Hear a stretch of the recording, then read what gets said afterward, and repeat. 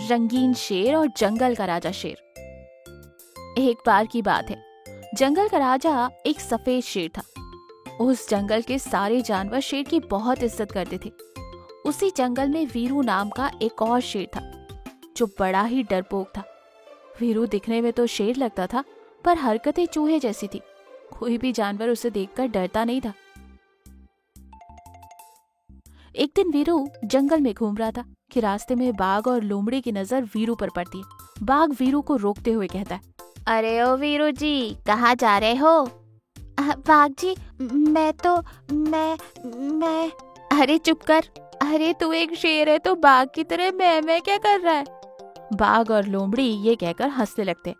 वीरू उदास होकर वहां से निकल जाता है और अपने मन में सोचता है, इन लोगों की ये मजाक कि मेरा मजाक उड़ाए। देखना एक दिन मैं इस जंगल का राजा बनूंगा और इन सबको मेरा गुलाम बनाऊंगा।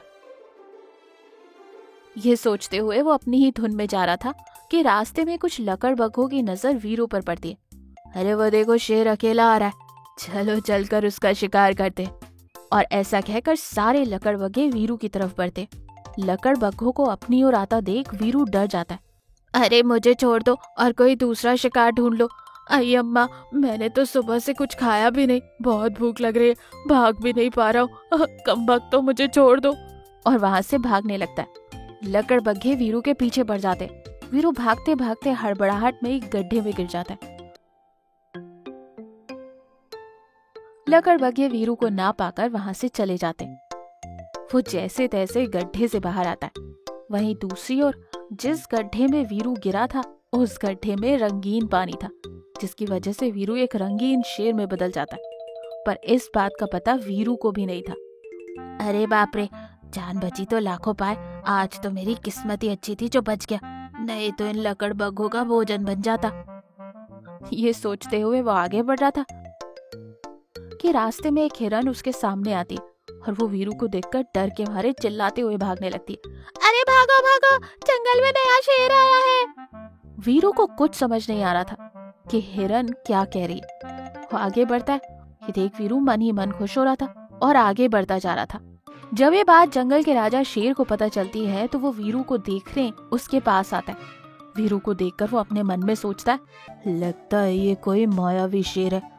अगर मैं इससे पंगा लूंगा तो ये तो मेरी बेइज्जती कर देगा और मेरे ही जानवर मुझ पर हंसेंगे। नहीं, ऐसा नहीं हो सकता। जब शेर ये सब सोच रहा था, वहीं वीरू शेर को देखकर डर जाता है और अपने मन में सोचता है, अरे बाप रे महाराज, लगता है आज तो मैं गया। पहले वो लकड़बग्घे और अब ये महाराज। आज मेरी किस्मत बहुत ही खराब है। वीरू ये सोच ही रहा था कि शेर एकदम से वीरू को प्रणाम करता है और आगे आकर अपना सर झुका लेता है। हे मायावी शेर, प्रणाम। आपका मेरे जंगल में स्वागत है। लगता है आपको वन देवता ने यहाँ भेजा हमारी रक्षा के लिए। क्या मैं सच कह रहा हूँ?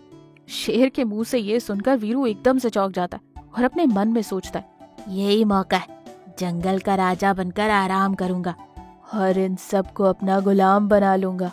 यूं सोचकर वीरू शेर से कहता है, सही कहा तुमने, मैं एक मायावी शेर हूँ। आज से मैं इस जंगल का राजा हूँ। तुम सबको मेरी सेवा करनी होगी।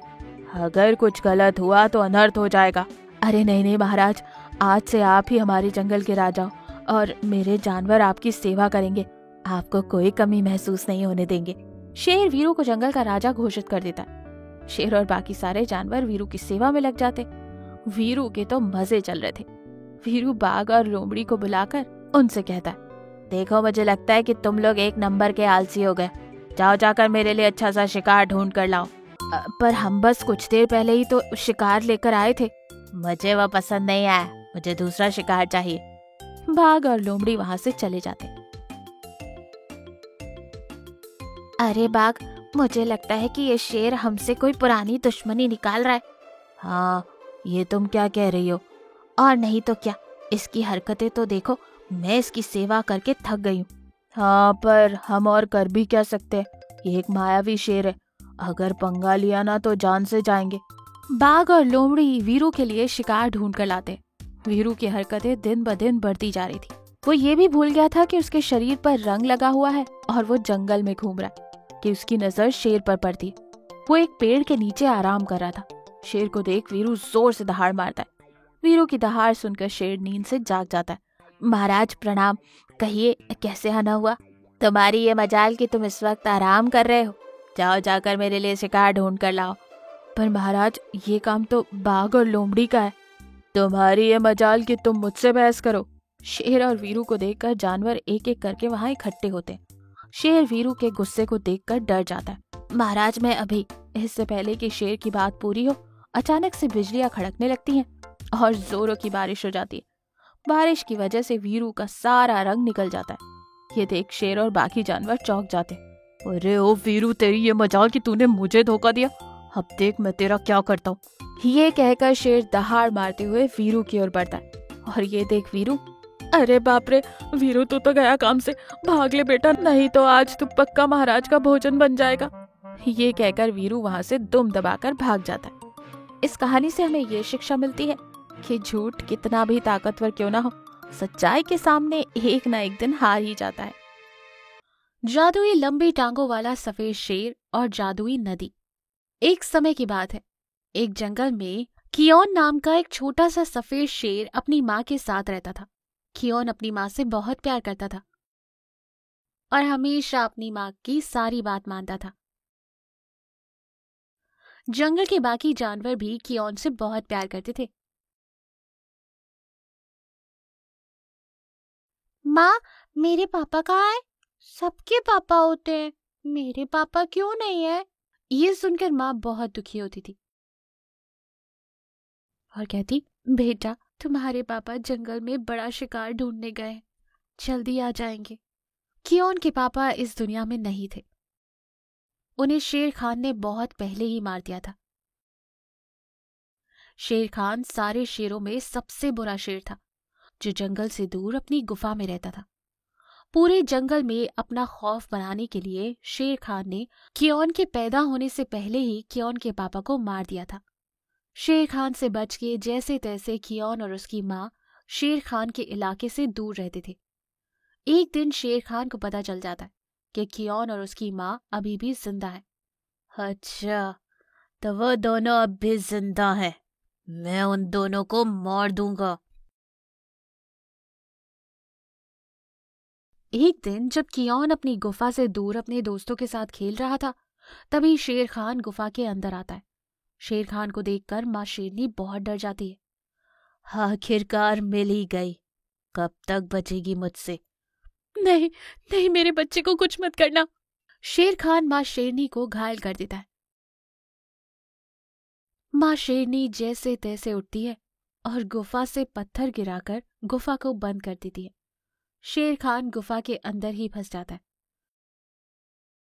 माँ शेरनी जैसे तैसे भागते हुए अपने बेटे कियोन के पास जाती है। माँ को जख्मी देखकर कियोन बहुत डर जाता है। माँ माँ माँ, क्या हुआ तुमको? तुम्हारे साथ किसने ये सब किया? माँ बेटा कियोन, भागो, बहुत दूर चले जाओ, भागो बेटा भागो, शेर खान कभी भी आ सकता है, भाग जाओ। और ना चाहते हुए भी कियोन वहां से भागने लगता है और बहुत दूर चला जाता है।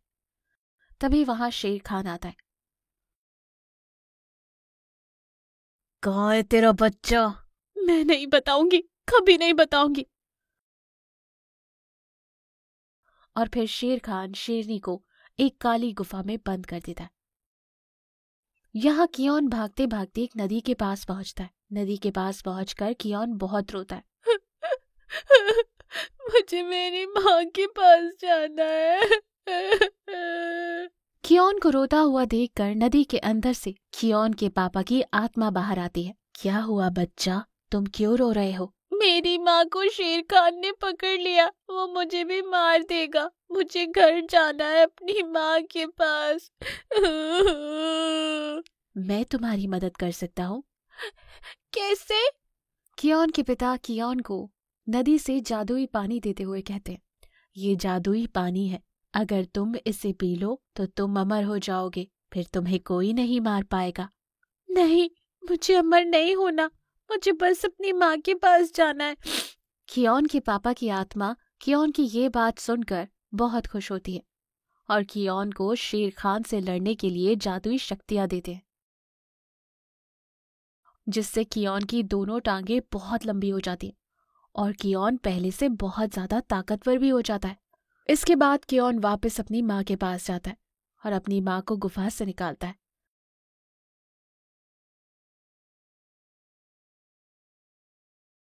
फिर शेर खान और कियोन लड़ने लगते हैं।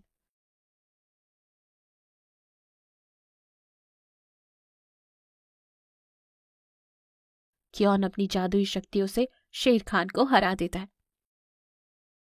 कियोन फिर से जंगल में अपनी माँ और बाकी जानवरों के साथ प्यार से रहने लगता है और अपनी जादुई शक्तियों से सबकी मदद करता है। तो इस कहानी से हमें ये पता चलता है कि हमें हमेशा अपनी माँ से प्यार करना चाहिए और सबकी मदद करनी चाहिए। जादुई आम का पेड़ और लंबे पैरों वाला सफेद बाघ। एक घना जंगल था। जंगल का राजा शेर बहुत बूढ़ा हो चुका था। वो बाकी जानवरों के साथ मिलजुल कर रहता था। शेर का एक वफादार मंत्री था, चीता। चीता और उसकी पत्नी रोमा शेर की अच्छी सेवा करते थे। उसी जंगल में एक सफेद बाघ रहता था जो चीता और रोमा से बहुत जलता था, क्योंकि शेर चीता को जंगल का राजा बनाना चाहता था, जो सफेद बाघ को बिल्कुल भी पसंद नहीं था, क्योंकि वो खुद उस जंगल का राजा बनना चाहता था। एक दिन सफेद बाघ अपने दोस्त से मिलने पास के जंगल जाता है, जहाँ उसकी मुलाकात मानव बाघ से होती है। मानव बाघ और सफेद बाघ अच्छे दोस्त बन जाते हैं। एक दिन सफेद बाघ मानव बाघ से कहता है, अरे दोस्त, मैं अपने जंगल का राजा बनना चाहता हूँ, पर वो बूढ़ा शेर चीता को राजा बनाना चाहता है। मैं तुम्हें कुछ जादुई शक्तियाँ देता हूँ, जिसे पाकर तुम उस जंगल के राजा बन सकते हो और उन सब पर हुक्म चला सकते हो। क्या सच में? तो फिर मुझे जल्दी से वो शक्तियाँ दो, मैं अभी जाकर राजा बन जाऊंगा। मानव बाघ सफेद बाघ को कुछ जादुई शक्तियाँ देता है। पाकर सफेद बाघ के पैर लंबे हो जाते हैं और वो मानव बाघ का धन्यवाद कर अपने जंगल की ओर निकल जाता है। लंबे पैर वाले बाघ को देखकर सारे जानवर डर जाते हैं।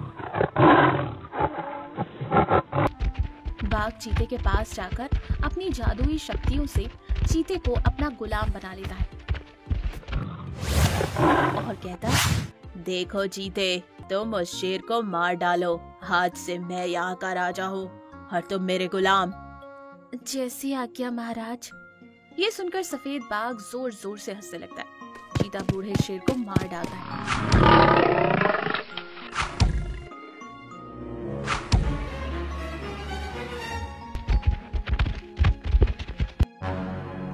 अब जाओ, जाकर रोमा को ढूंढकर उसका शिकार करो।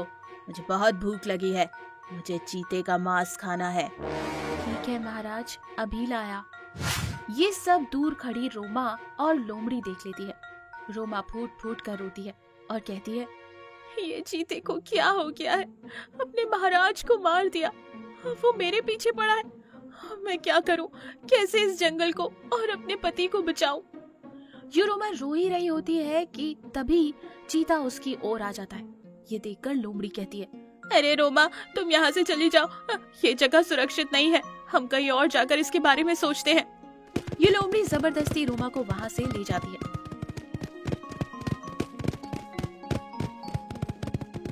इधर चीता रोमा को ढूंढ ढूंढ कर थक जाता है। जो कोई भी चीते के रास्ते में नजर आता, चीता उसे मार डालता। जंगल में दहशत का माहौल छा गया था। दूसरी ओर सफेद बाघ रोमा के ना मिलने से आग बबूला हो रहा था। देखो चीते, अगर तुम कल सुबह तक रोमा को लेके नहीं आए तो मैं ही तुम्हारा शिकार कर दूंगा, समझे? सफेद बाघ की ये बातें पेड़ पर बैठा बंदर सुन लेता है और वो भागता हुआ जाकर रोमा और लोमड़ी को बताता है। ये सुनकर रोमा कहती है, नहीं, अब मैं और यहाँ बैठी नहीं रह सकती, अपनी जान देकर भी मैं अपने पति की जान बचाऊंगी। लोमड़ी और बंदर रोमा को रोकने की बहुत कोशिश कर रहे थे कि तभी वहाँ उल्लू आता है। उल्लू बहुत ही ज्ञानी था।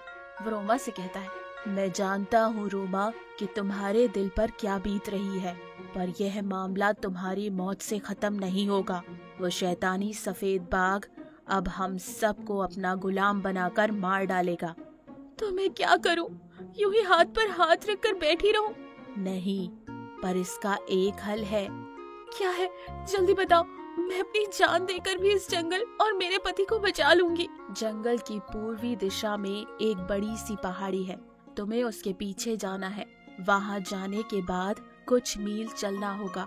फिर तुम्हें एक जादुई आम का पेड़ दिखाई देगा जो तुम्हारी मदद करेगा। पर मैं उस पेड़ को पहचानूंगी कैसे? उस पेड़ पर सिर्फ एक ही आम होगा जो सुनहरे रंग का होगा। ठीक है, तो फिर मैं जल्दी निकलती हूँ। संभाल कर जाना और अपना ख्याल रखना। रोमा वहाँ से निकलती है।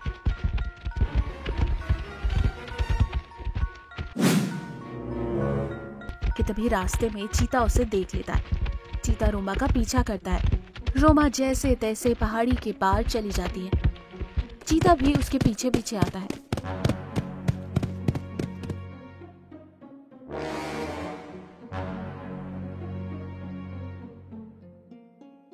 यहाँ इतने सारे आम के पेड़ हैं। मैं कैसे उस जादुई पेड़ को ढूंढूं?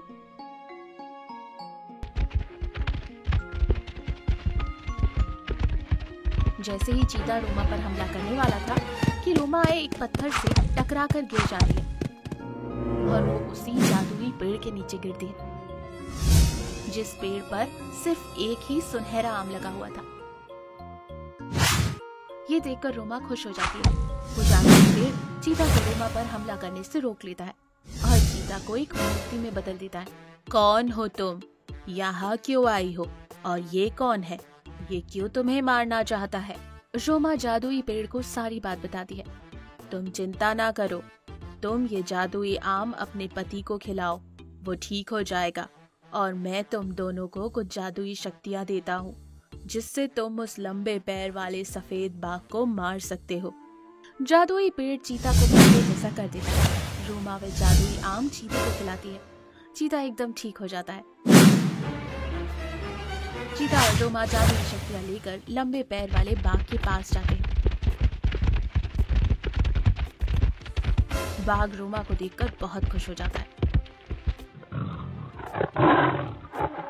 अरे वाह मेरे गुलाम, ले आए इस रोमा को। हम मैं इसे आराम से खाकर अपनी भूख मिटाऊंगा। यो बाघ जैसे ही रोमा पर हमला करने वाला था कि चीता और रोमा अपनी जादुई शक्तियों से लंबे पैर वाले सफेद बाघ पर हमला करते हैं और मर जाता है। ये देखकर जंगल के सारे जानवर खुश हो जाते हैं। यूं चीता उस जंगल का राजा बनकर एक अच्छा राजा होने का कर्तव्य निभाता है। इस कहानी से हमें ये सीख मिलती है कि अच्छा सोचने वालों के साथ हमेशा अच्छा ही होता है। और हाँ, हमारे चैनल को सब्सक्राइब करें, लाइक करें, कमेंट करें और अपने दोस्तों के साथ शेयर जरूर करें। Thank you for watching.